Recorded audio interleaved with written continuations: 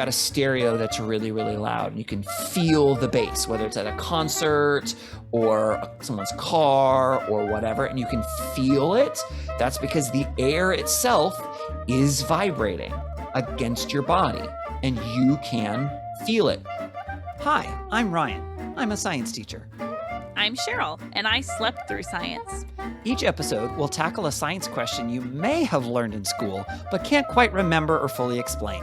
And I'll take the risk of asking the dumb questions so that we can all understand the science we slept through. The bell has rung.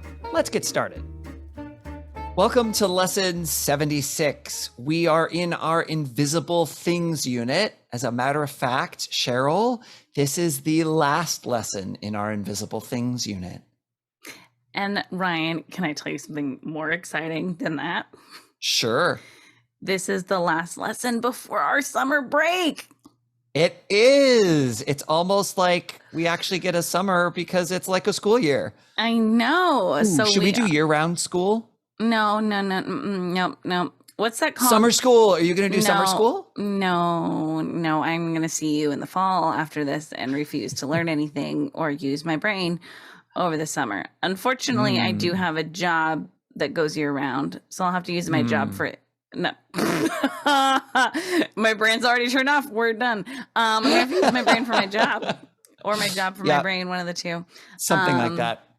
But yeah, we're going to take a couple months off until the fall times. But before that happens, I have one final question for you. Yes. In our invisible things unit. Yes. So we've talked about what I classified as some of the classic invisible things, or like scientific.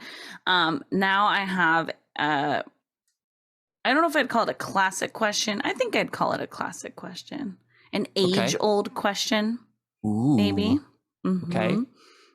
So my question for you, Ryan, is if a tree falls in the woods, but no one is there to hear it, does it make a sound? Okay. That's the whole question? Yeah, I mean, you've heard that question before, right? Oh, yes. I've definitely heard that question before. Yeah, that's my question. Okay. But I know it's like more sometimes like a philosophical question, or it's used as like a metaphor for other things. But I want to actually know the answer, like scientifically. Okay. Well, let's start with the pre-assessment. What do you think? If a tree falls in the forest and no one is around, does it make a sound? See, it's scary to me. I'm feeling vulnerable because my initial thought is, of course it does. Okay. But then I think there could be an argument made for no, if depending on how you define sound. Okay. Like, how would you define sound does then? Sound involve someone there to listen to it or ears? And if sound involves ears and there aren't any ears there, then does it make a sound? But I would say that sound is probably more similar to light, where it's present regardless of if there's someone there to see it. Okay. Because I know sound is waves. Okay. And beyond that, my understanding of it is similar to my understanding of light before we did all those lessons about color and light and all those things. Okay. Where it kind of somehow goes in your ears and something about your ears and your brain interpret it to be sound. Okay. And then I'm also like, well, of course, like there's always going to be something in the woods to hear it, because there's going to be like bugs or like a deer. Okay. But so then I'm also thinking like, well, there's always something alive in the woods. But do those animals hear? Though animals hear, but do bugs hear? They probably feel the vibrations. Does feeling vibrations count as hearing because it's that animal's form of hearing? If it was filmed, if there's a camera present, but no people present. These are already thoughts I've had whenever I hear this question. I'm like, well, you could film it, and then would the film pick it up if there wasn't like someone holding the camera? That it would still pick it up on film. Okay. So then it probably does make a sound for reals. The same thing happens regardless of if people are there to witness it, but I think you could get very technical about it and say, well, sound is how our ears interpret it, just like color is how our light eyes, blah, blah, blah, blah, blah. Okay. How our light eyes, blah, blah, blah, blah, blah. Got it. Yeah. Well, I'd like to ask you a little bit more about one of the things you said. You said sound is waves, like light is waves. Mm-hmm. What? You already look afraid. Because I know nothing else beyond that, but go ahead and ask me your question. Okay. What do you think it's waves of? Of sound. I'm going to guess it's like, is it the air moving? It's vibrate. I know there's stuff to do with vibrations. Okay. Because it is like physical vibrations. If there's a loud sound, you can feel it. Okay. Or like if somebody is deaf, they can still like feel talking, or you know what I mean, like different things like that. So is it the air being like physically vibrated? And those, based on what the vibration is what makes the different sounds, kind of like based on the wavelength of light makes the different colors. So say that second part again, not the light part, but the way the sound vibrates in the air is what makes different sounds. Can you give me an example? Well, like why did we talk about throats? You showed me a throat. I did. And opening, the size of the opening made different sounds. Mm-hmm. And so that had to do with like the vibrations. Yep. The vocal cords vibrating. Uh-huh. Why did we talk about that? Well, now I don't remember. I think there was one where we talked about whistling and we talked about pitch. I don't think that's the one where I showed you the vocal cords. Yeah, because we talked about carols. Carols singing. And Christmas carols. That sounds right. Yeah. Yep. Which lesson was that one? That was lesson 50 in our holiday unit. Lesson 50 in the holiday unit. Yeah.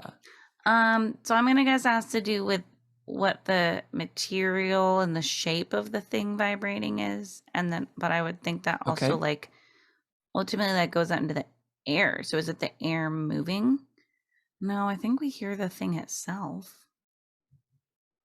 I don't know. Okay. Air has an impact. Air has it plays a part. Somehow it's related to air. Okay.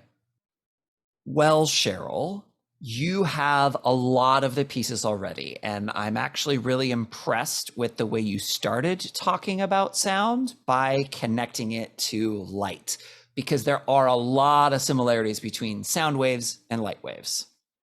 Yay. So the use of the word waves like actually means something. Yes, related. It does. That's cool. It definitely does. Yes, nice. It does. Now, they're a little bit different than light waves. We're going to talk about those differences, but they are still waves. And you were correct mostly with what they're waves of. They are waves of air. And so, yes, the air is vibrating. Okay. But it's doing so in a little bit different way than I'm guessing than what you're picturing. So I have a visual aid to try and help today. Amazing.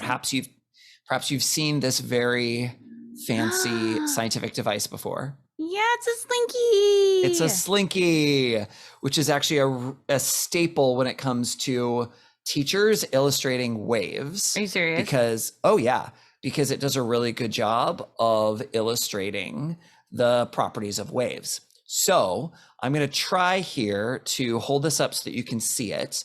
And when you're thinking of a wave, I think you're usually thinking of waves like this that go up and down. Would you agree with that? Yes, and that's how we talked about waves of light.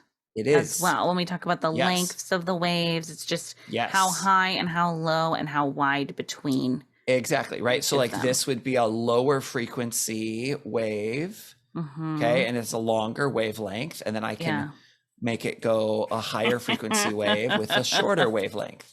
I don't know how well this is communicating on YouTube here, but yeah, okay? So those, that's what most people think of when they think of waves, and those are called transverse waves. You don't need to know that word, okay? Sound waves are not those types of waves. They're not the waves that go up and down like a water wave. They're a type of wave called a longitudinal wave. This one's a little bit trickier for me to try and illustrate, but I'm going to do my best. I was trying it out to see if I get this to work. Might have to try it a couple of times. Okay. So what I'm going to do to get this to work is I've got it stretched out more or less straight, the slinky, horizontal. I'm going to grab one side and pull it in to myself a little bit, and then I'm going to let it go. Okay. I don't know if you could see that. Let me try it again. Yeah. It's a little too fast. Hold on. Let me try it. Is the going back and forth part of it? Or is it just the initial sending out? Well, I'm trying to do this without having enough hands. So that's part of it here. It's technically the whole thing, but I don't know. I got it really good before. So hold on. For our listeners, Ryan is boinging the slinky, maybe you could say, or like pulling it back like a slingshot almost from one end, and then we're watching the stretched out part and the effect on it. Let's try again here. Still not getting it quite as well as I'd like. Boing. Oh, you can sort of see it. It's like it's just going too fast. Because I made a sound. You did make a sound. Yes. There we go. I got it. Okay. I'll do it again because I know you weren't paying attention. I was Googling a video of it so that we could share a video of it. Yeah. Okay. Can you see what it's doing? It's going back and forth. It's vibrating. It's still vibrating. Well, it's vibrating, but it's like going straight instead of going up and down. Yes. What it's doing is it's like out. It's compressing. It's going like from one side, bouncing off the other side, coming back again. Can you see it? Like an accordion. Yes, like an accordion. It's going back and forth pretty quickly. Yes. Yeah. But what's happening is instead of going up and down, it's in parts, it's compressing together. And then it's spreading apart. And that compression is what's moving down the slinky to one end and then bouncing off the other side and coming back. Can you sort of see that? Yeah. Well, and I understand what you're saying too. Yeah. Oh, wait, I found one. Oh, did you find a good video? Yeah. I'm going to share this one with you. Okay, let's see if this one's good. Yeah. Yeah, you can really see that compression as it moves down. And actually, you can watch it bounce back off the other end too. Yeah, this is cool. That's what I was trying to show you with my little metal slinky. I just couldn't do it holding it up in the air as well. You needed a cool hook for a hand, apparently. Well, yeah. And it also helps if it's actually resting on a surface. Because right now, every time I try to move it, it also starts to move up and down in a transverse wave. That's good. So that's what's happening with air. The air is getting compressed in places and then expanding outward. And it's not necessarily that the air is moving. Okay. Yeah, just like the slinky wasn't actually moving somewhere. The slinky itself isn't moving, but it's in parts of it, that part that's compressed, you can think of that compressed part as traveling down the length of the slinky, the area of compression. So is that how echoes happen? Because it just bounces off?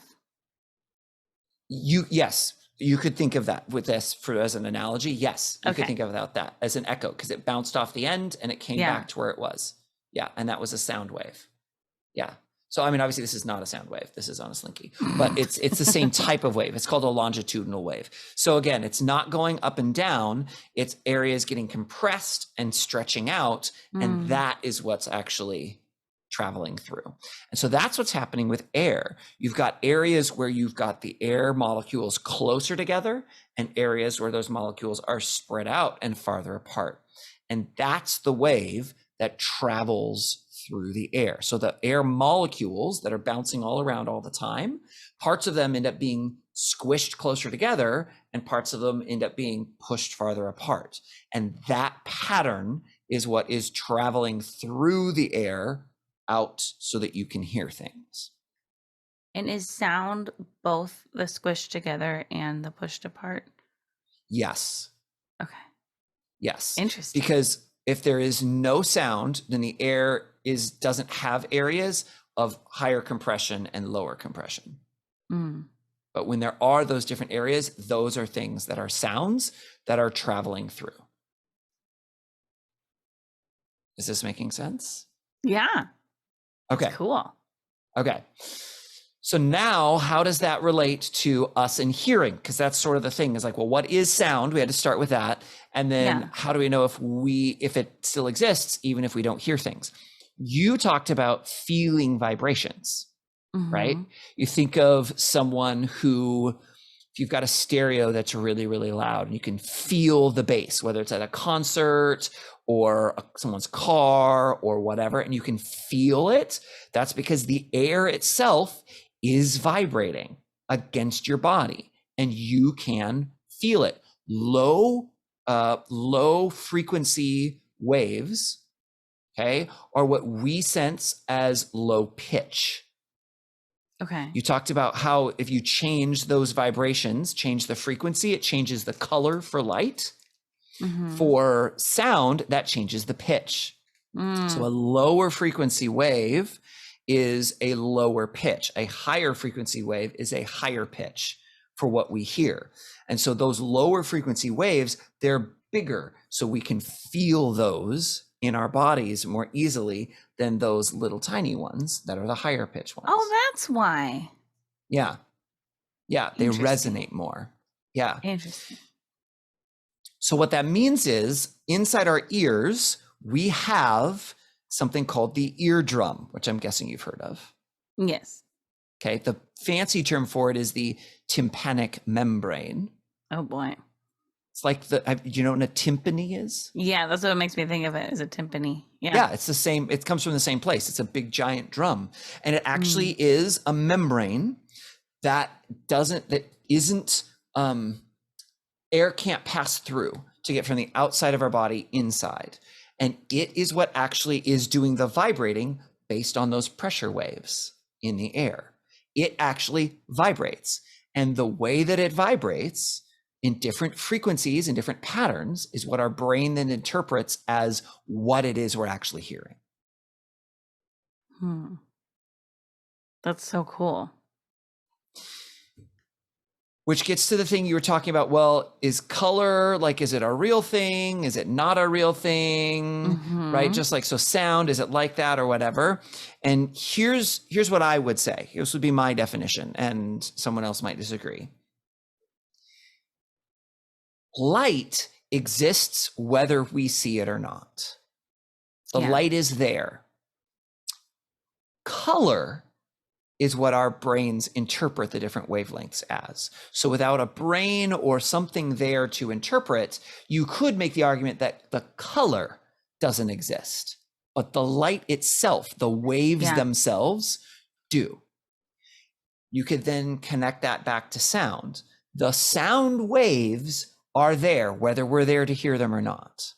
But whether or not the actual pitch, like what it would sound like, may or may not exist without us to be there. But the compression and expansion of the air in a wave, that is still happening. Because if a tree falls, it's pushing a whole bunch of air out of the way really quickly, and it's making those ripples, those patterns in the actual air itself. That's happening whether we're there or not. Yeah. Yeah. That makes sense? So it'd be more like what you're saying is like if someone's speaking a language you don't understand. It might be an analogy for that of like they're speaking and they are speaking. There's noises, but if someone's not there to interpret it, you may not understand what they're saying. It may not have meaning. Yeah. So if there's no one there, in a sense to interpret the sound of the tree falling in the forest. Yes. It's still making a noise. But it's still it may not be making noise. A crack and a boom and like it. Right. Yeah. Exactly. But you could, and that's why you talked about if there was a video camera there. Well, those have microphones, and those microphones work in a very similar way to the way that our ears work. They usually have some sort of membrane that vibrates based on the air that reaches it. Those patterns of compressions and expansions that reach it in a particular pattern, and then it records those in an electronic way that then gets reinterpreted to a speaker that then, and do you know how speakers work? They have the thing too, the flat. They do. It's called a speaker cone, and they move back and forth to push air in specific patterns. Yeah, because you can feel speakers moving too, or the vibrations. Yeah. Yep. And if you've ever taken the cover off and you've actually seen the speaker, you can actually see it vibrating. It's usually too fast for our eyes to like see it move back and forth. But there was, back in the day, did you ever watch the Mythbusters? Yeah. They had an episode that they did where they wanted to see if you could have a speaker that was so big that you could blow out the windows inside of a car because it was so big. But they had to, and I'm not remembering all the details, but they had to make this giant one that like took out the back seats and made a huge speaker so that it would be a really low frequency. And that one was vibrating up and down slow enough that you could actually see it go up and down. That's cool. Yeah. That's so interesting. Yeah. And just as a side note, because you mentioned other animals as well. Yes. Other animals also hear, but with a bunch of different sort of options for how they do that. It being the end of the year in my biology class, we just dissected frogs, which is a quintessential high school biology task. Absolutely. And one of the things that I have the students do initially is they look at the frog's quote unquote ears. They don't have an opening, but on the side of their head, it's the tympanic membrane. And you can actually see they're in circles and they look a little bit different. And those vibrate based on the air around them. But it's not an ear like we have. We have sort of the external weird shapes that help funnel the sound and focus the sound into our ear canal.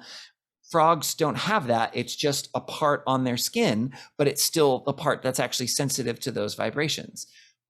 Like you said, other animals, and you said bugs, which by the way, bugs, which I'm putting in air quotes, are also animals, just so you know. I know. I realized it after I said it. But it's okay. But they also have a lot of those different things where, yes, they can sense sound, even though they don't have ears. They often have things that can sense the sound. So yes, they would all be there as well. Well, and this reminds me more of color and light because some animals can see colors that we can't. Yes. Or can't see colors that we can. Correct. It's the same with sounds, like the way animals communicate to each other even. Yes. Some things we can't hear at all. Correct. And some we can hear but not interpret or things like that. Yep. Like dog whistles, for example, are a higher frequency than the human ear can hear, but dogs are sensitive to that frequency of sound. They can hear it. We can't. It's still there. We just can't. There's also some thoughts, you know how sometimes they talk about animals that are sensitive to a natural disaster beforehand or things like that.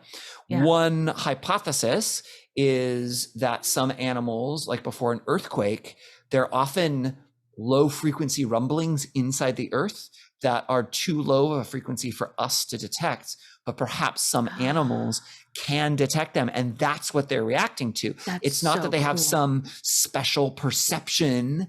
It's that they actually are detecting real things. Yeah, that we can't. That's so cool. Yeah. That's interesting. There you go. Waves are just cool, Cheryl, whether it's a light wave or a sound wave cool. or whatever. Waves are cool. Cool, dude. No. And now, Cheryl, it is time for your last quiz of the school year. Oh my gosh. I'm just going to skip class or call in sick or whatever kids these days do. I don't know. Which is why I'm going to make it worth 98% of your whole grade. Oh, yikes. Okay, fine. I guess I'll do my best then. First question. What is sound waves in or of? What are the waves in? Air. There you go. Or slinkies. Or slinkies, but then it's technically not a sound wave. But yes. How is the structure or shape of sound waves different from that of light waves? Light waves go up and down, and sound waves go across, like horizontally across, or like out. Not just horizontal, right? It probably goes up too. It's going all directions. Yes, but light can do that too. Okay, fair. Yeah. So whatever direction it's going, it's just like some of the air is compressing and some of it is expanding, but it's just going out. It's not going up or down. There you go. Yeah, it's the compressing and expanding. Yeah. Okay. As opposed to up and down. Nice. How do humans sense sound? Ears. More specifically? Our eardrum, the little timpani. Yeah. And what does the eardrum do? It vibrates, and those vibrations are how we interpret the different sounds. Yeah. Yep. It vibrates as those air compressions and expansions run into it. That's what causes it to vibrate. Yep. How do we as humans interpret high frequency and low frequency waves? Low, we feel a lot more than high. And low sounds deeper. It's like deeper sounds, and then high sounds more like a high pitched noise. Yep, it's pitch. The second part is the answer you were looking for. Well, the first part was a bonus. The first part is also true. It's not incorrect, but I was hoping, yes, you'd connect it to pitch. Yeah.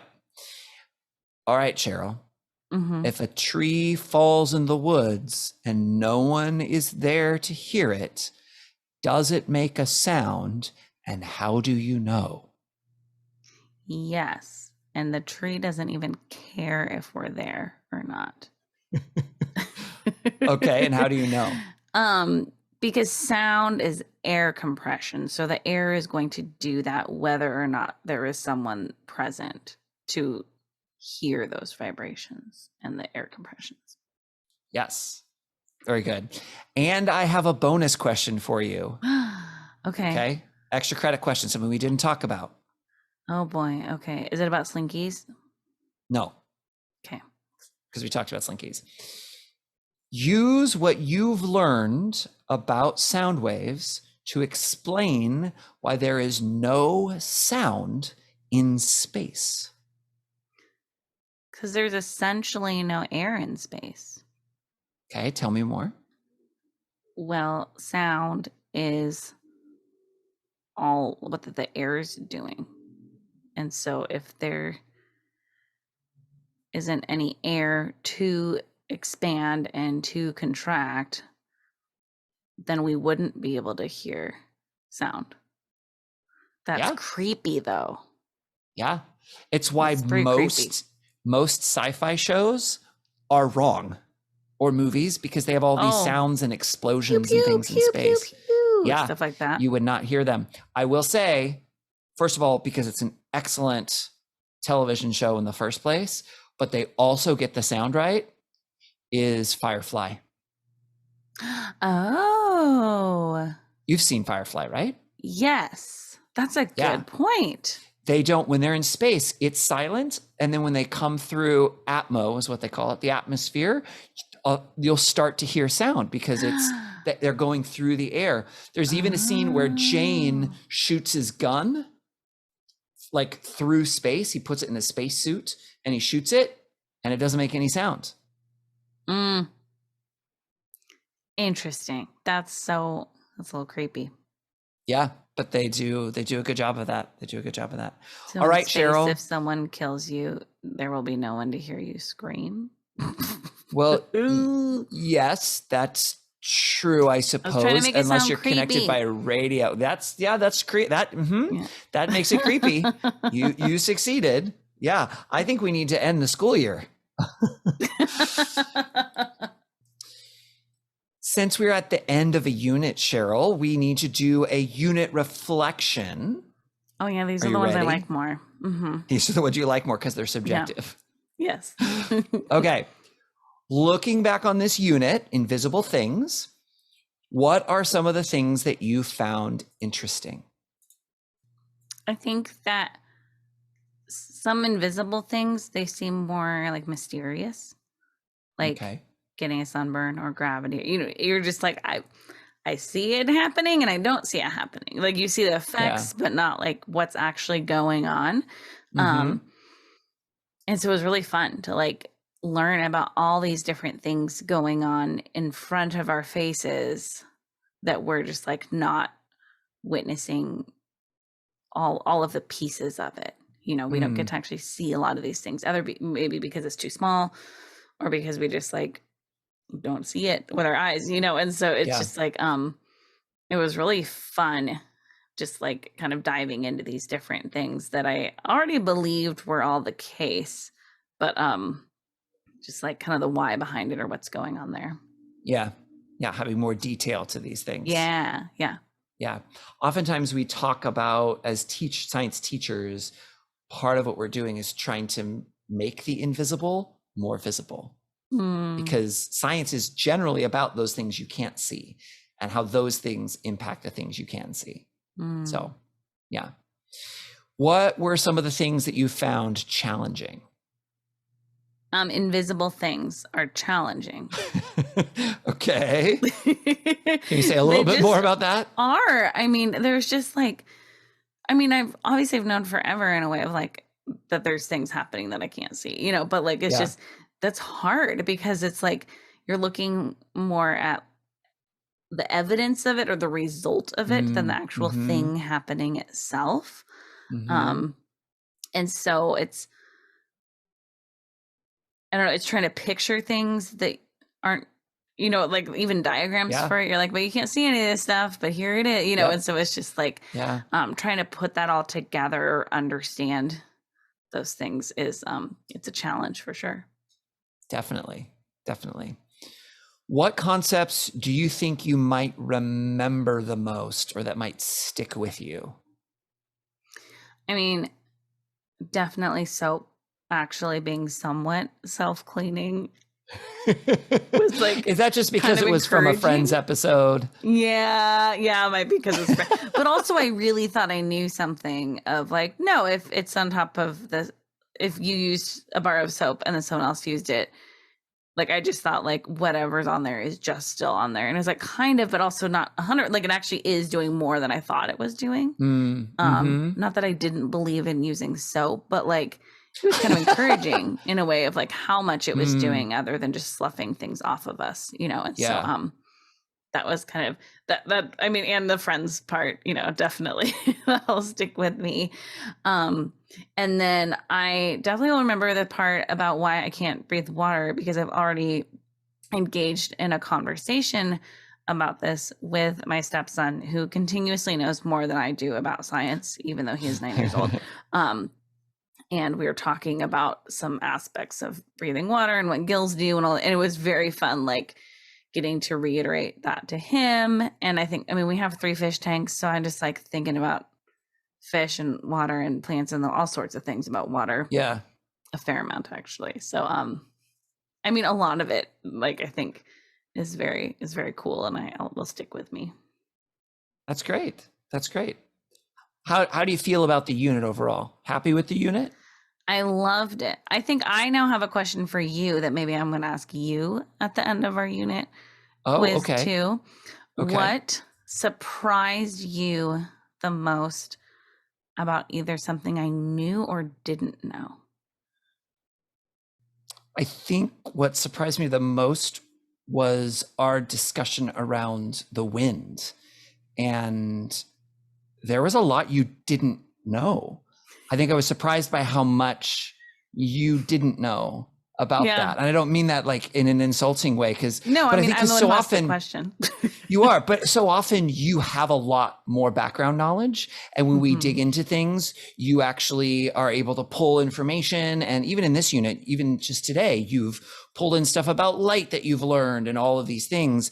And that was one where I don't feel like you were drawing on a whole lot of prior experience or prior knowledge. You were really kind of just shooting around and guessing. And I think that surprised me. I assumed you would know more about that than you did. I know so little about weather.